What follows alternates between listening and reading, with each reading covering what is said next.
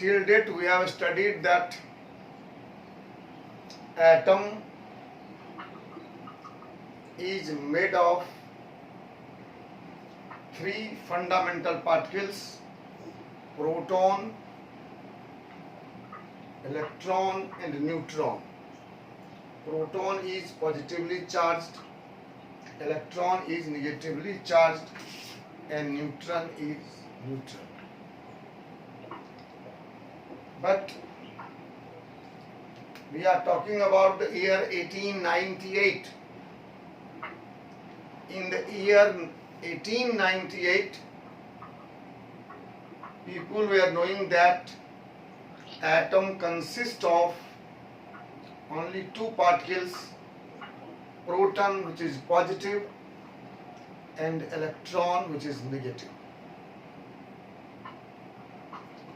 At that time, there was no evidence of neutron in the atom. In the year 1898, J.J. Thomson proposed a model of atom known as Thomson's atomic model. अब हम लोग atom का structure पढ़ रहे हैं। Atom कितने particle से बना हुआ है ये तो हम लोगों ने पढ़ लिया। अब हम लोग पढ़ रहे हैं कि वो पार्टिकल एटम में कैसे रहते हैं। That is structure of atom. So first is Thomson's atomic model.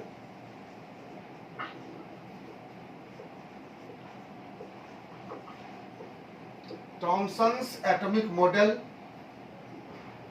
इसके बहुत सारे नाम हैं। प्लम पुडिंग मॉडल बोलते हैं लोग, वाटरमेलन सीड्स इन वाटरमेलन मॉडल बोलते हैं लोग, या रेजिन बीन्स मॉडल बोलते हैं। Thomson proposed that atom is a sphere of positive charge in which negative electrons are embedded, like black seed in red watermelon or plum in pudding. So it is called plum pudding model.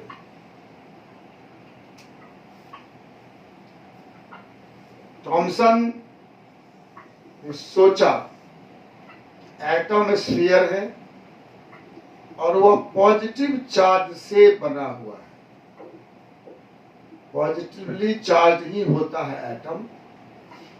ये सारे positive charge proton हैं और इसके बीच बीच में electron फंसा हुआ है, उसी तरह से जैसे रेड वाटरमेलन में ब्लैक सीड्स रहता है। वाटरमेलन खाए हैं कभी? जिंदगी में कब खाए थे पहली बार? 2 दिन पहले। पहली बार खाए 2 दिन पहले? अंतिम बार कब खाए? तो उसमें आपने देखा जो रेड पोर्शन था जिसको आपने खा लिया वह प्रोटॉन था, और जो ब्लैक सीड्स था जिसको आपने फेंक दिया वह इलेक्ट्रॉन था। ऐसा मॉडल थॉमसन ने दिया 1898 में। 97 में उसने इलेक्ट्रॉन को वेरीफाई किया कि हर एटम में रहता है, और उसके बाद 1898 में सोचा कि एटम अगर प्लस और माइनस से बना है तो ये प्लस और माइनस एक ही साथ रहते होंगे। तो उन्होंने ऐसा मॉडल दिया कि पॉजिटिव चार्ज वाला जो हैवी पार्टिकल है उसी से एटम बना हुआ है और उसके बीच बीच में इलेक्ट्रॉन फंसे हुए हैं। कोई दिक्कत? इजी है। इसके बाद रदरफोर्ड नाम सुना होगा आपने। रदरफोर्ड ने इस मॉडल को वेरीफाई करना चाहा कि थॉमसन का मॉडल सही है कि नहीं। उसने एक एक्सपेरिमेंट किया जिसका नाम है Rutherford's alpha rays scattering experiment. Rutherford's alpha rays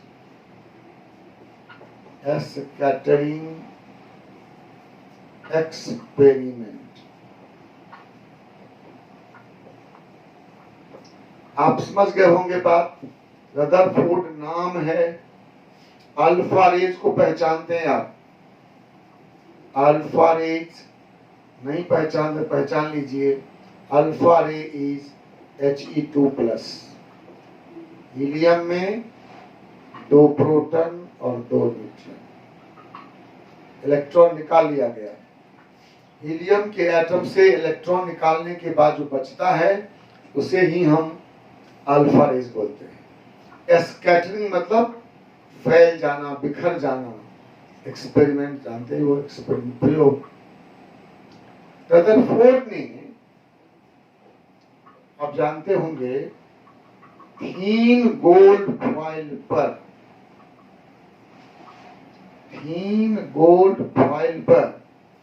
alpha raise का बम्बार्डमेंट कराया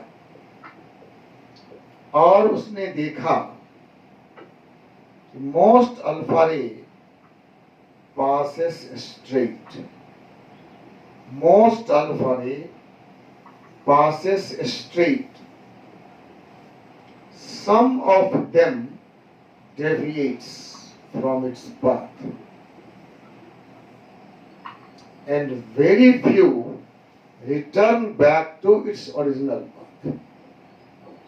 Most alpha ray सीधे पास कर गए, कुछ डेविएट कर गए और बहुत कम अपने ही पाथ पर वापस लौट गए। अब जरा आप सोचिए, ये थीन गोल्ड फॉइल है, अल्फा रे पॉजिटिव चार्ज पार्टिकल है, इस पर हम बम्बार्ड कर रहे हैं। गोल्ड फॉइल किससे बना होगा? गोल्ड के एटम से। गोल्ड फॉइल किससे बना होगा? गोल्ड एटम से। गोल्ड एटम से। और थॉमसन ने कहा था कि एटम पॉजिटिव स्फीयर है, तो you can imagine that all the atoms of gold are positive sphere. Gold के सारे एटम पॉजिटिव चार्ज के स्फीयर हैं और हम पॉजिटिव चार्ज से बम्बार्ड कर रहे हैं।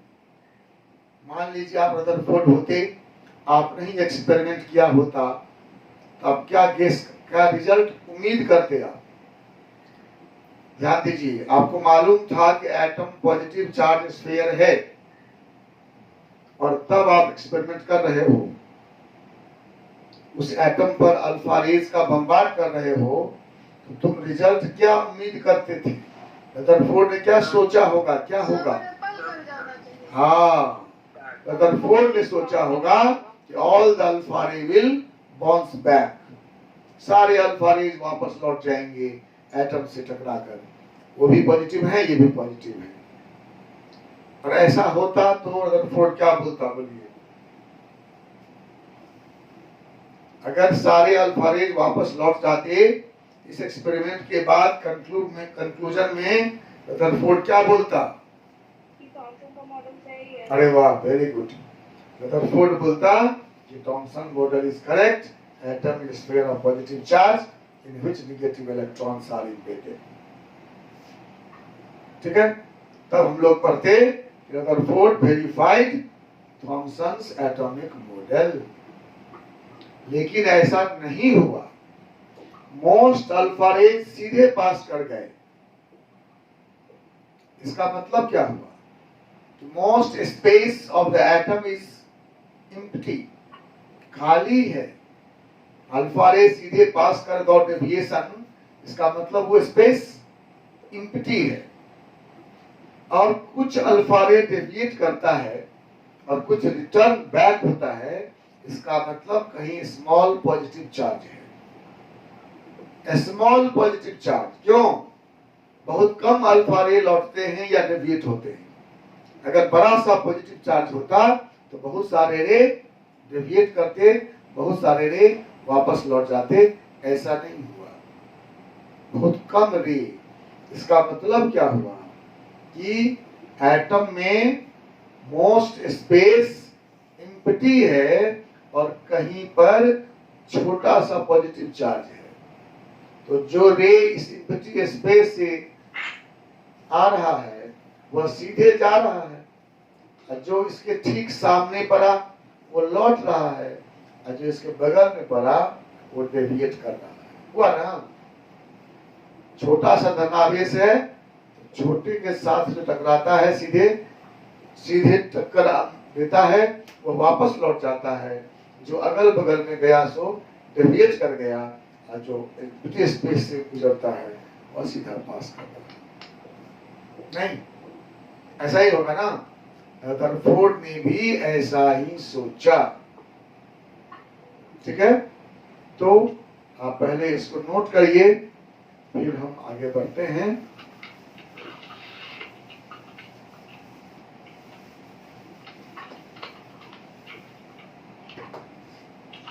क्या एक्सपेरिमेंट हुआ? एक्सपेरिमेंट हुआ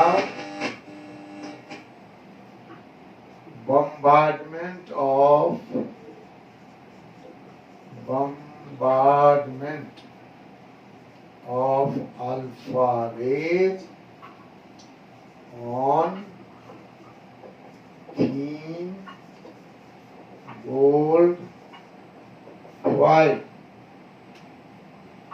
Bombardment of alpha rays on thin gold foil. ये एक्सपेरिमेंट है।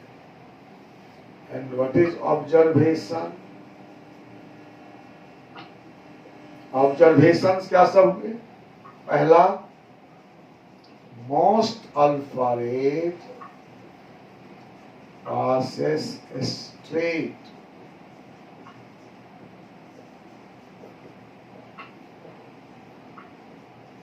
some of them deviates from its path.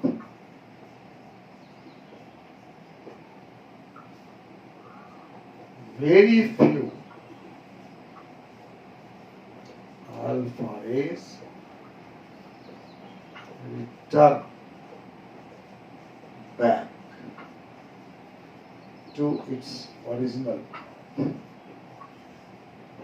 जिस रास्ते से जाएगा उसी पर वापस लौटेगा। ये तीन ऑब्जर्वेशन हुए। एक्सपेरिमेंट क्या हुआ? तीन गोल्ड फॉइल पर अल्फा रेज का बम्बार्डमेंट, अल्फा रेज का प्रहार किया गया। ऑब्जर्वेशन कितने हुए? तीन। क्या सब? मोस्ट अल्फा रेज सीधे पास कर गए, कुछ अल्फा रे अगल बगल चले गए, और बहुत कम अल्फा रे अपने ही पाथ पर वापस लौट गए। ठीक, और इस ऑब्जर्वेशंस के बेसिस पर रदरफोर्ड ने अपना एटम का मॉडल दिया। वही मॉडल हम लोगों को पढ़ना है। क्या मॉडल? ये एक्सपेरिमेंट हुआ, उसका ऑब्जर्वेशन हुआ, और एक्सपेरिमेंट के ऑब्जर्वेशन के आधार पर आप भी कोई एक्सपेरिमेंट करते हो, उसका जो रिजल्ट आता है उस आधार पर रिजल्ट निकालते हो, कंक्लूड करते हो कि बात क्या है। ऐसे ही किया रदरफोर्ड ने भी। तो रदरफोर्ड ने सोचा, आप भी सोचिए, अगर आपको भी ये ऑब्जर्वेशन आया होता तो आप भी सोचते कि एटम में मोस्ट स्पेस एम्प्टी है, बहुत सारी जगह खाली है, और बहुत छोटा सा कहीं पर पॉजिटिव चार्ज है। नहीं सोचते ना? उसने वही सोचा। अब हम लोग पढ़ते हैं रदरफोर्ड्स न्यूक्लियर थ्योरी। इसको रदरफोर्ड्स न्यूक्लियर थ्योरी कहते हैं। या एटॉमिक मॉडल बोलते हैं। न्यूक्लियर थ्योरी क्यों बोलते हैं?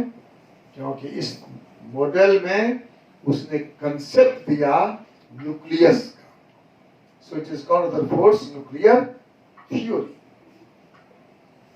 थ्योरी दिया कि atom is a hollow sphere. Atom क्या है? hollow sphere. He compared it with a solar system. इस सोलर सिस्टम में बीच में सन होता है, प्लैनेट्स रिवॉल्व करते हैं। उसने सोचा कि ऐसा ही सोलर सिस्टम की तरह लाइक सोलर सिस्टम खोखला गोला है, हॉलो स्फीयर, खोखला गोला, खाली गेंद की तरह। Whole mass and positive charge of the atom reside at the center of a sphere.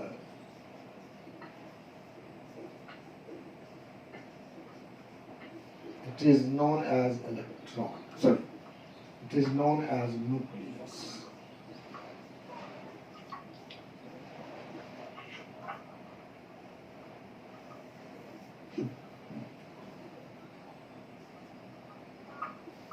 उसने कहा कि एटम का पूरा मास और टोटल पॉजिटिव चार्ज उस स्फीयर के सेंटर में होता है, जिसको हम न्यूक्लियस कहते हैं।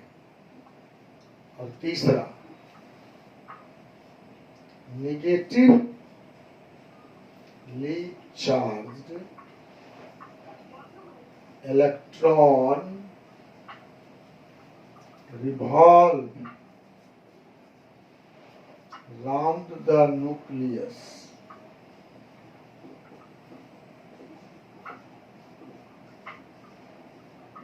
In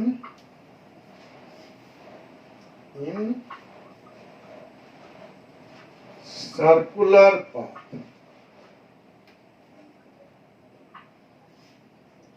like planetary electron, planets in solar system. इसलिए कहीं कहीं हम लोग इलेक्ट्रॉन को प्लैनेटरी इलेक्ट्रॉन भी कहते हैं, क्योंकि ये प्लैनेट की तरह न्यूक्लियस के राउंड रिवॉल्व करता रहता है। प्लैनेटरी मोशन भी तो करता है सर। हाँ, प्लैनेटरी मोशन भी। हाँ, मोशन रहता है। रिवॉल्व राउंड द न्यूक्लियस लिखे ना, रिवॉल्व राउंड द न्यूक्लियस। ठीक है। फोर्थ वन है कि न्यूक्लियस और इलेक्ट्रॉन के बीच काफी एम्प्टी स्पेस है, सट के नहीं घूमता है। There is enough empty space between the nucleus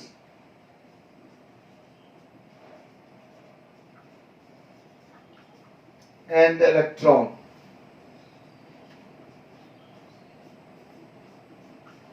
nucleus और इलेक्ट्रॉन के बीच काफी एम्प्टी स्पेस है, खाली जगह है।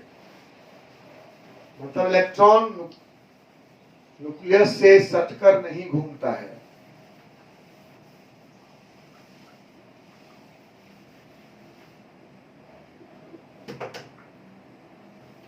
और अंतिम है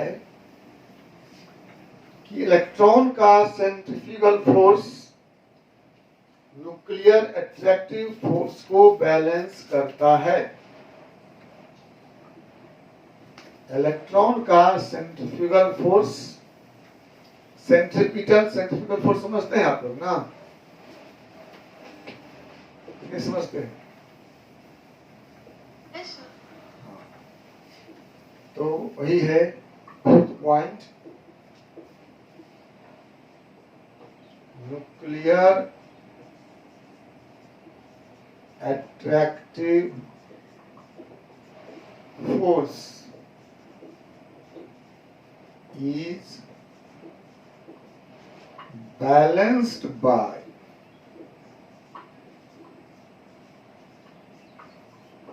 centrifugal force of electron। यही 5 पॉइंट है रदरफोर्ड के न्यूक्लियर थ्योरी में।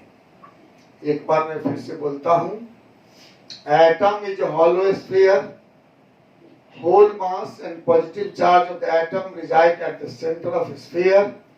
It is known as nucleus. Negatively charged electron revolve around the nucleus in circular path. There is enough empty space between the nucleus and electron. And last is nuclear attractive force is balanced by the centrifugal force of electron। ठीक है, मतलब कि atom एक hollow sphere है। Atom ऐसा hollow, यही वह hollow sphere, खोखला गोला। ठीक है, यही है एटम। इसका टोटल मास और टोटल पॉजिटिव चार्ज आप समझ सकते हैं बात। उस समय क्या ज्ञात था लोगों को कि एटम इलेक्ट्रॉन और प्रोटॉन से बना हुआ है। इलेक्ट्रॉन को मास नहीं होता है तो सारा मास प्रोटॉन को ही है। तो इनडायरेक्टली वो कहना चाह रहा था कि प्रोटॉन रहता है सेंटर पर। इस स्फीयर के सेंटर पर होल मास और पॉजिटिव चार्ज रहता है, जिसको हम लोग कहते हैं न्यूक्लियस। यही न्यूक्लियस है। यहां पर क्या है? Whole mass and whole positive charge. ठीक है, और निगेटिव इलेक्ट्रॉन इसके चारों ओर चक्कर लगाते हैं, लेकिन ये सट के नहीं चक्कर लगाते हैं। काफी एम्प्टी स्पेस है बीच में, काफी एम्प्टी स्पेस है न्यूक्लियस और इलेक्ट्रॉन के बीच, ये खाली जगह। अब सोचने की बात है, ये इलेक्ट्रॉन पर नेगेटिव चार्ज है और न्यूक्लियस पर पॉजिटिव चार्ज है, तो ये न्यूक्लियस इस इलेक्ट्रॉन को अपनी ओर अट्रैक्ट कर रहा होगा। ठीक है, तो इस इलेक्ट्रॉन को न्यूक्लियस में गिर जाना चाहिए। रदरफोर्ड कहता है इलेक्ट्रॉन जो सर्कुलर मोशन में है, तो सर्कुलर मोशन में सेंट्रीपिटल फोर्स और सेंट्रीफ्यूगल फोर्स होते हैं। ये हुआ सेंट्रीपिटल फोर्स जो न्यूक्लियस की ओर, सेंटर की ओर लग रहा है, और इसमें एक सेंट्रीफ्यूगल फोर्स भी है। ये सेंट्रीपिटल फोर्स और सेंट्रीफ्यूगल फोर्स इक्वल हैं, बैलेंस्ड हैं, इसीलिए एटम स्टेबल है। ठीक है, और इलेक्ट्रॉन न्यूक्लियस के चारों ओर घूमता ही रहता है। ये हुआ सेंट्रीपिटल फोर्स, इसको बोलते हैं हम लोग nuclear attractive force. Nuclear attractive force nucleus की तरफ जो लग रहा है, और इसमें दूसरा फोर्स है, यह है सेंट्रीफ्यूगल फोर्स।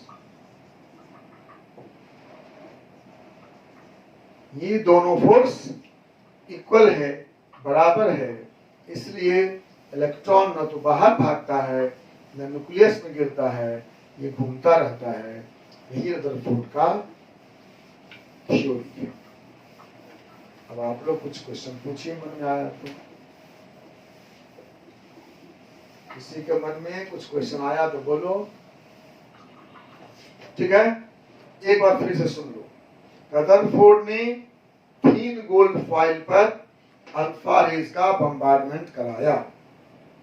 ठीक है, उसने देखा कि मोस्ट अल्फा रेज स्ट्रेट पास कर गए, कुछ अल्फा रे डेविएट कर गए और बहुत कम अल्फा रे अपने ही पाथ पर वापस लौट गए।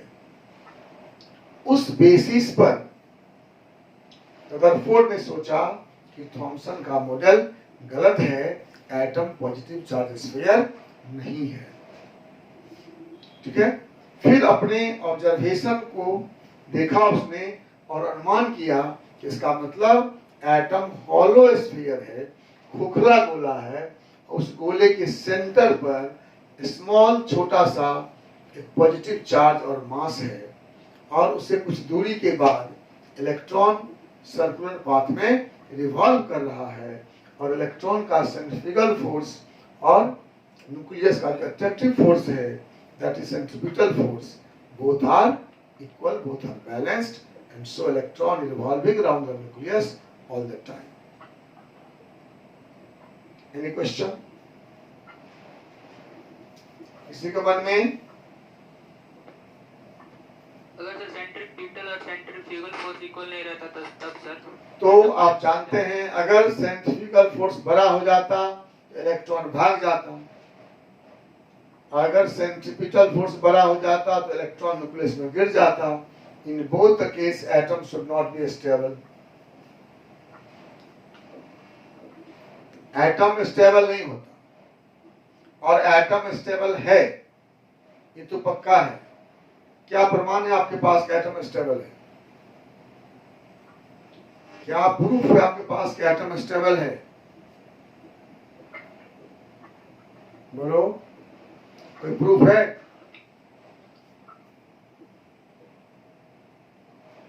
रदरफोर्ड ने कैलकुलेट किया कि एटम को 10 पावर माइनस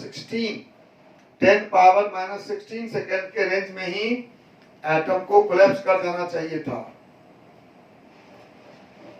लेकिन ऐसा नहीं होता है। बताइए, एटम स्टेबल है, क्या प्रूफ आपके पास? किसी के पास है तो बताइए। नहीं है किसी के पास प्रूफ? कितने साल से इस पृथ्वी पर हो? कितने साल से पृथ्वी पर हो? 18 years। 16 कितना बोले? 15 years। और एटम से बने हो, पता है ना?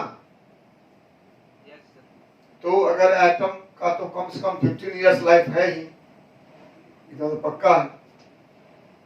और अपने पेरेंट्स को देखो, ग्रैंड पेरेंट्स को देखो, घर को देखो, सारा एटम्स बना हुआ है और सभी सालों साल से स्टेबल है। इसका मतलब है कि एटम्स आर वेरी स्टेबल। ठीक है, तो ऐसा प्रपोज किया रदरफोर्ड ने। अब हम लोग देखते हैं उसके आगे। सेंट्रीफ्यूगल फोर्स टेंजेंशियल लगेगा? हाँ, होता ही है। लगेगा नहीं, centrifugal force is auto generated. Newton third law of motion है ना, every action has equal opposite reaction.